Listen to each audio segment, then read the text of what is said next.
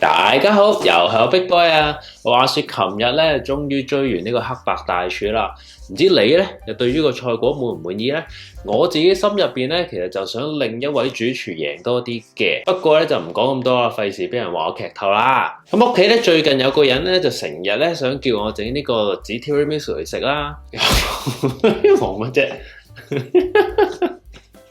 咁我覺得呢個甜品咧，因為佢加咗呢個 cream cheese 入去撈啦，咁所以咧我自己咧就會覺得嗰個口感同味道方面咧，應該會係比較似一個芝士蛋糕多過一個 tiramisu 嘅。咁不過點都好，就趁住呢個機會咧，可以實測一下啦。咁咧，琴日又做咗少少 research 啦，就係咧關於呢個食譜上面咧，Netflix 咧佢出咗一個官方嘅食譜嘅。咁但係我睇過材料咧，好似有少少唔對路，因為你見佢譬如牛奶咁樣啦，佢一袋栗子就係落500ml 牛奶，咁整咗出嚟咧應該會係幾稀下嘅，所以咧我喺個食譜上面咧做咗少少微調，改咗少少份量嘅，咁大家應該跟住我呢個食譜去整嘅話咧，嗰個份量咧就會啱噶啦。好啦，廢話唔多講，我哋即刻開始整。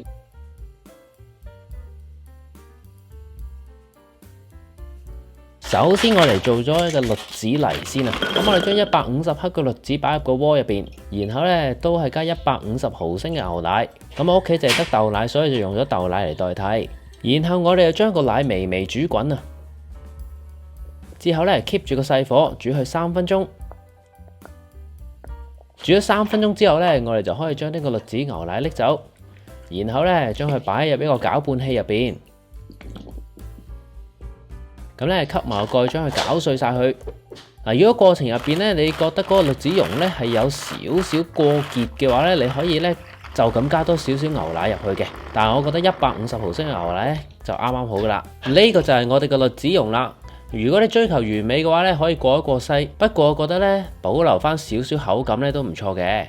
然後我哋就攞200克嘅 cream cheese 啊，將呢個 cream cheese 咧擺落一個碗入邊，然後咧就將佢咧壓到變順滑，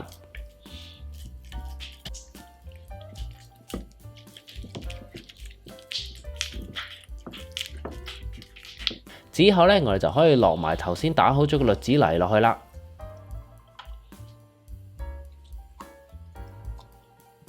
咁我哋將呢兩樣嘢咧撈勻佢。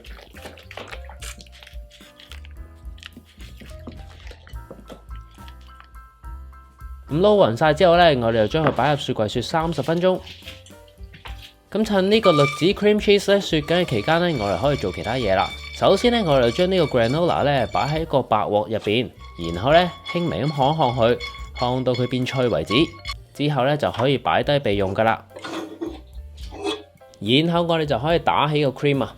我哋用200克鮮忌廉同埋20克嘅糖。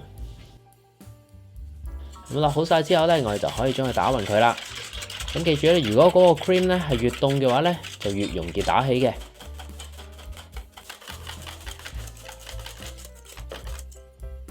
咁我哋咧打到佢咧稍為挺身咧就可以噶啦。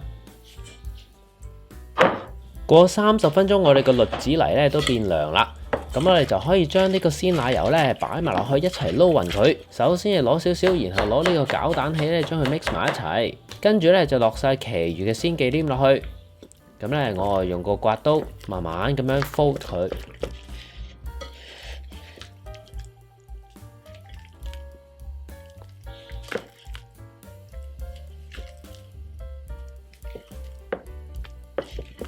咁 mix 好晒之後咧，我哋就將呢個栗子泥忌廉混合物擺埋一邊先。然後我哋準備呢個罐裝辣梯、一啲消化餅同埋2至3隻呢啲擺甜品嘅杯啊。咁我哋將消化餅咧擺入去個辣梯入邊，咁咧浸佢3至5秒左右，好快咧就可以拎翻上嚟啦。然後就馬上搣碎佢，將佢鋪落個杯底度，平均地鋪滿一層佢。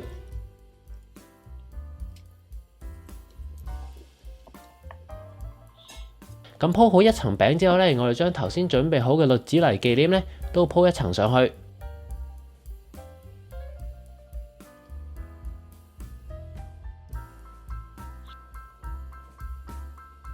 之後再鋪多一層餅，咁呢一層餅咧，我哋可以唔使浸嗰個辣梯浸咁耐嘅，等佢咧保持一個口感。跟住再加多一層栗子忌廉上去。咁如果你個杯深啲嘅話呢，你可以總共做3層嘅，然後攞個抹刀抹平佢。最後呢，我哋將啲黑朱古力刨上去，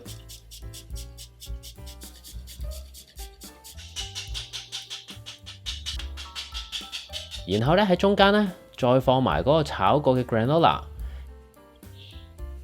咁樣就完成㗎啦。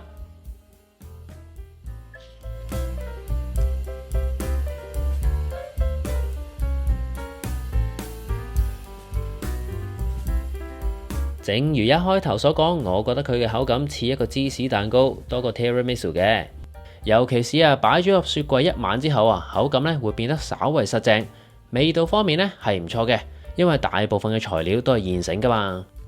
整體食起嚟咧係有好香嘅栗子味，中意食栗子嘅朋友咧不妨試試啊！好啦，今日嘅影片咧又嚟到呢度啦，大家記得 like、comment 同埋 share， 等多啲人咧可以一齊煮好西。如果想參考我更加多嘅食譜，歡迎瀏覽bigboyrecipe.com。我哋下條片再見，拜拜。